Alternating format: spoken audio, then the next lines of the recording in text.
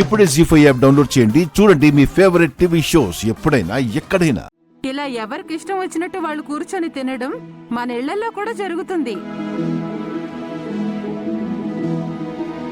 అలా ఇళ్లల్లో జరిగేదే ఇక్కడ కూడా జరిగితే అసలు వనభోజనాలు ఎందుకు? మరెలా చేద్దాం పద్మావతి గారు? మొగుడు పెళ్ళాలు కలిసి ఒకే ప్లేట్లో తింటే బాగుంటుంది.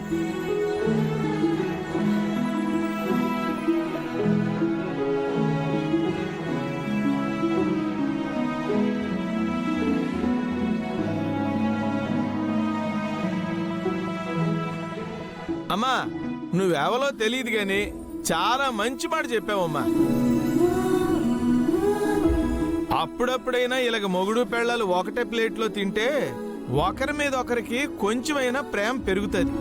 ఇదిగో అందరం ఆవిడ చెప్పినట్టే చేద్దాము. మారండి. కూర్చోండి కూర్చోండి.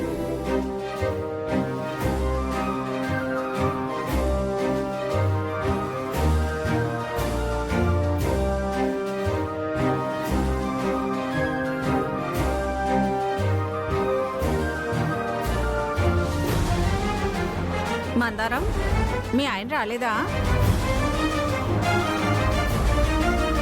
అవును మందారం, దీపక్ ఎక్కడా? మనతో పాటే బయలుదేరాడు. వస్తాడు నాన్న. పాపం అత్తయ్యతో పాటు తిరుగుతున్నాడు.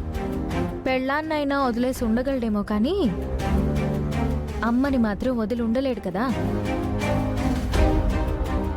వచ్చేసాను మావయ్య.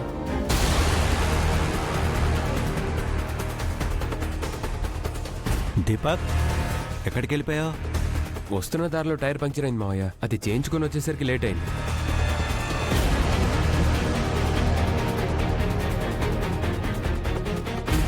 సరేలే, మందారానికి తోడు అవసరమయ్యే సమయానికి వచ్చావు.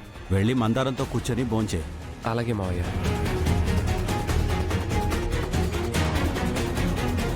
మరేణుక, నువ్వు కూడా కూర్చొని భోంచే. సరే పెద్దయ్య.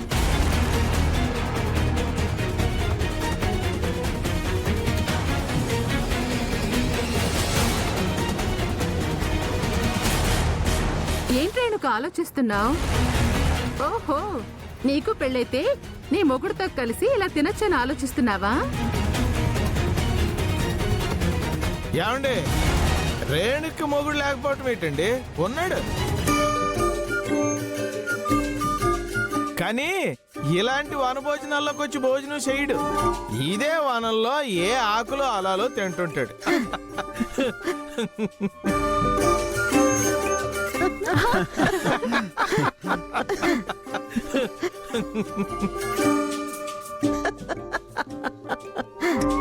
అంతే కదా రేణుక? అవే కదా నీ మొగుడు తింటాడు. సరే రేణుక, ఒక పంచే, అందరికీ నువ్వే భోజనం వడ్డించు.